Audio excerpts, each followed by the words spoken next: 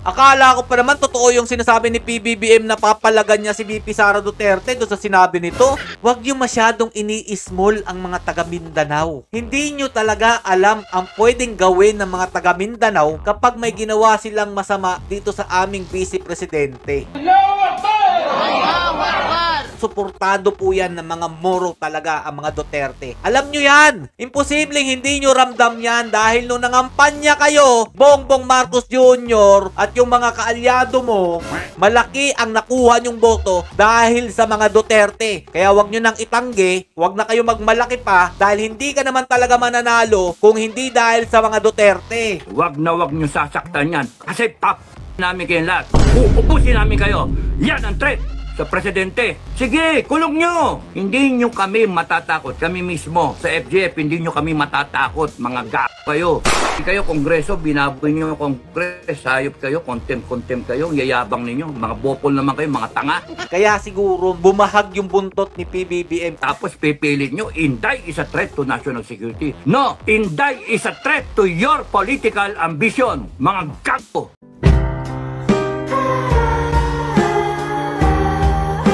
Yo, what's up mga lods? It's Spaghetti Peps TV. Welcome back po sa ating channel. PBBM, di umano'y pinatigil daw po ang plano ng impeachment para po kay VP Sara Duterte. Nanawagan po itong si PBBM ayon po sa post ng Paulo Duterte supporters. Sabi po dito, PBBM pinahihinto ang pag-impeach kay VP Sara Duterte. Matapos ang kabi-kabilang pagpapile ng impeachment complaint laban kay VP Sara Duterte ay naglabas ng mensahe ang Pangulo ng Pilipinas na ipahinto lahat ng planong pagpapaalis sa pwesto sa Vice Presidente. Totoo ba to mga idol? Kasi ito po yung sinabi dito sa post po ni Paulo Duterte supporters eh. Sara is unimportant. In the larger scheme of things, Sara is unimportant. So, please do not file impeachment complaints. It will only distract us from the real work of governance, which is to improve the lot of all Filipinos, President Bongbong Marcos. Talaga lang? Totoo ba to? Kung sakali man totoo mga idol, sa tingin ko dyan, mukhang nabahag po ang buntot ni PBBM dahil po dun sa sinabi ni VP Sara Duterte sa kanya. At ito pa po ang dahilan dyan mga idol ha. Dahil nga po, ang dami pong mga sumuporta kay Vice President Sara Duterte at handang-handa na po ang lahat. Kung sakali mang gipitin nila, ipakulong nila, ipa-impeach nila, kung ano man pong gawing masama dito sa ating Vice Presidente. Akala ko pa naman totoo yung sinasabi ni PBBM na papalagan niya si VP Sara Duterte doon sa sinabi nito. Eto, paalala lang natin ha. Yung ganyang kriminal na pagtatangka ay hindi dapat pinapalampas. Yan ay aking papalagan. Napa-approve na sana ako sa'yo doon, PBBM, kasi nagkaroon ka ng kahit papanong yagballs eh. Pero dito sa post mga idol, parang ang dating, binabawi nyo na kasi alam nyo ang mangyayari. Mukha kasing natakot si PBBM sa posibleng mangyari dito po sa kaguluhan sa ating bansa kapag may hindi sila magandang ginawa dito po sa ating Vice President. Tama po ba ako o mali? Ramdam nyo rin yan. Alam ko, kahit yung mga yung loyalistang tanso na yan, ramdam ninyo kung gaano pa rin kainit ang suporta sa mga Duterte. Ang dami na nga nagagalit, ang dami na nagpa-post. Kung ano man mangyari sa Vice Presidente natin, ay alam nyo na mangyayari dyan. Gulo talaga.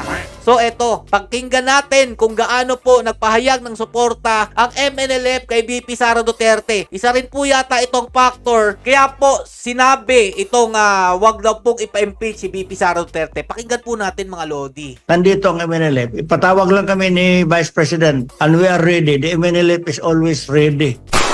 Dapat hindi nila ginawa kay Vice President Inday yan. Tama. Very obvious talaga. Na sana sa panawagan niya, pamilya niya, mother, mga anak. Nandito ang MNLF. Ipatawag lang kami ni Vice President and we are ready. The MNLF is always ready.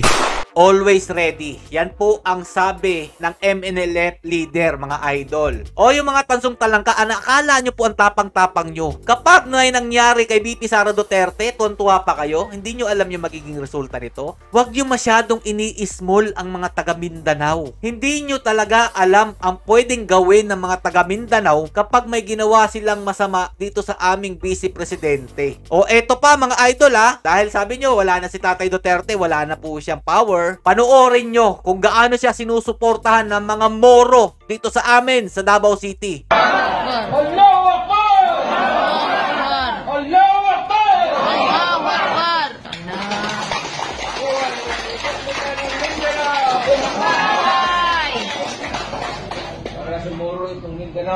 Para sa Moro itong Mindanao, sabi po ni dating Pangulong Rodrigo Roa Duterte. At suportado po yan ng mga Moro talaga ang mga Duterte. Alam nyo yan, imposibleng hindi nyo ramdam yan dahil nung nangampanya kayo, Bongbong Marcos Jr. at yung mga kaalyado mo, malaki ang nakuha nyong boto dahil sa mga Duterte. Alam nyo yan. Kaya wag nyo nang itanggi, wag na kayo magmalaki pa dahil hindi ka naman talaga mananalo kung hindi dahil sa mga Duterte.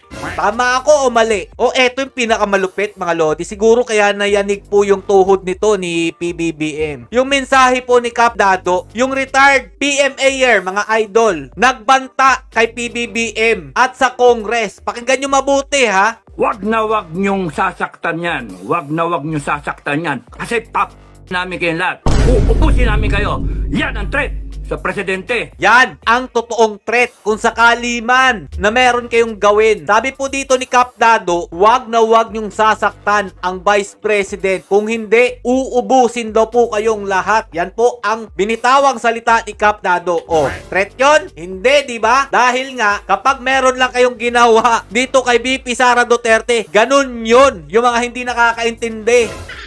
Kung gusto nyo mangyari yung sinabi nila, eh di gawin nyo yung plano nyo kay VP Sara Duterte na magkaalaman na.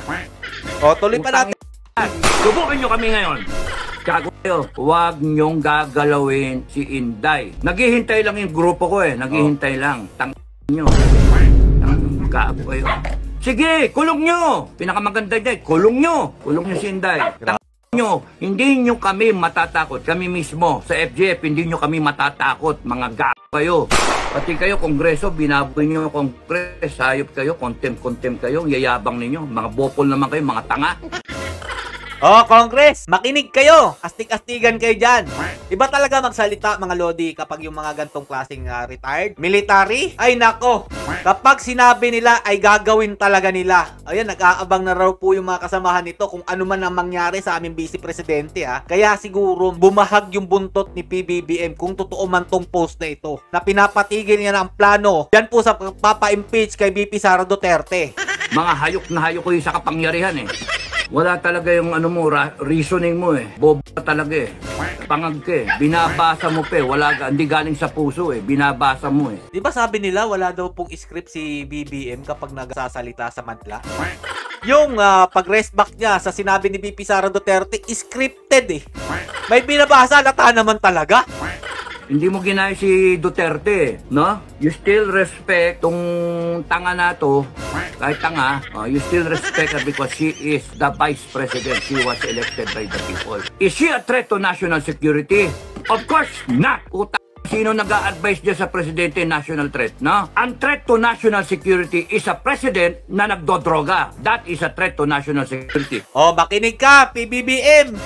Corruption is a threat to national security. Kasi pagka nagnanakaw ka, hindi umaabot sa mga kababayan natin ang dapat na serbisyo. Hindi nabibili ng armed forces yung kanyang dapat bilhin na equipment. Therefore, mahina yung armed forces. Kaya threat to national security. Hindi nagagawa ng gobyerno yung dapat niyang gawin in terms of services, in terms of delivery ng mga dapat basic needs. Yung food security natin, import tayo ng import. Therefore, yung pagnanakaw ng Congress is a threat to national security. Yung droga na yan is a threat to national security. Oy, Congress, makinig kayo.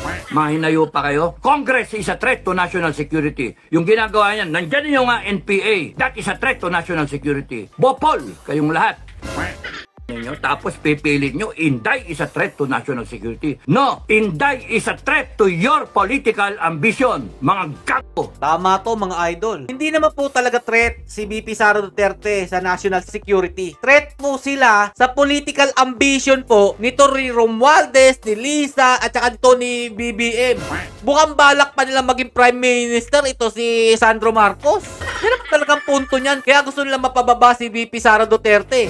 Gagawin daw po di umanong Prime Minister si Sandro Marcos.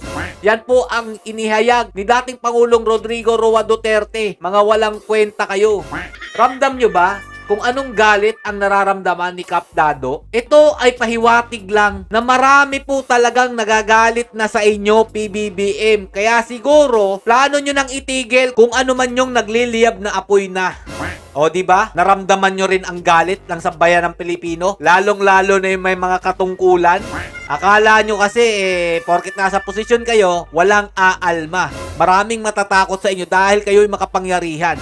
Binigyan naman kayo ng tsansa eh. Ang problema sa inyo, hayok na hayok lang talaga kayo sa kapangyarihan. Hinahayaan na nga kayo ni VP Sara Duterte na mangulimbat ng mangulimbat dyan sa loob ng Kongreso, Office of the President. Pinagkukuha nyo na nga po lahat ng pera ng sambayan ng Pilipino. Yung PhilHealth, SSS, GSIS, Maharlika Funds. Ano pa ang kailangan nyo? Tapos ginigipit nyo pa si VP Sara Duterte. Ginagawa nyo ng kwento. Ginagawa nyo ng mga maraming kaso. Diyan, magsisimula ang kaguluhan sa bansa kapag hindi nyo tinigil ang inyong panggigipit sa mga Duterte, sa mga alyado nito. Tapusin nyo na lang ang termino. Hindi naman kami magsasalita ng ganito kung hindi nyo ginigipit ang mga Duterte. Ako mga Lodi, kung matagal na kayo nakasubaybay sa aking channel, simula nung nanalo itong unit team na to, sinabi ko sa inyo na titigil muna ako sa political vlog. Pero nung nakita ko mga Lodi na ginigipit na ang mga Duterte, ay iba na to. Kaya ako bumalik bilang vlogger. Ang dati kong kinukontent na about sa online casino dahil laganap na ito sa panahon ni Bongbong Marcos Jr. Pero dito, pinilit nyo akong bumalik sa political vlogging. Kaya ngayon, nagagalit kayo sa akin? Ba't ako nagsasalita ng ganito? Dahil nakikita namin ang panggigipit, pang-aabuso ninyo ng kapangyarihan, pangungulimbat nyo ng pera dito sa ating bansa. Hindi na kayo nakontento, nakuha na ninyo ang inyong gusto nyo pang manatili dyan sa pwesto? Tama ba o mali ang ginagawa namin bilang mamamayang Pilipino na magsalita kung ano nakikita naming mali? Kaya kung ako sa inyo, tigil-tigilan nyo po ang mga Duterte. Kung ayaw nyo magkagulo sa ating bansa, hindi po tayo mananalo. Wala pong kaunlaran na mangyayari sa kaguluhang inuumpisahan ninyo. Huwag nyong sabihin ang mga Duterte ang nagsimula nito. Dahil yung panggigipit ninyo sa mga Duterte ang punot dulo ng lahat ng ito. Hayaan nyong matapos ang termino ninyo. Hayaan nyong bumoto uli kami ng bagong presidente. Huwag nyong ipilit ang kagustuhan ninyo about dyan kay Romualdez dahil hindi talaga namin yan iboboto. So mga Lodi, kayo na bala humusga kung ano po talaga naging dahilan. Kung totoo man pong sinabi po ba ni PBBM na wag na pong ipa-impeach si VP Sara Duterte. Abangan po natin ang lahat ng iyan. Stay safe mga Lods and God bless you all. Duterte pa rin. Salamat po sa inyong mga suporta.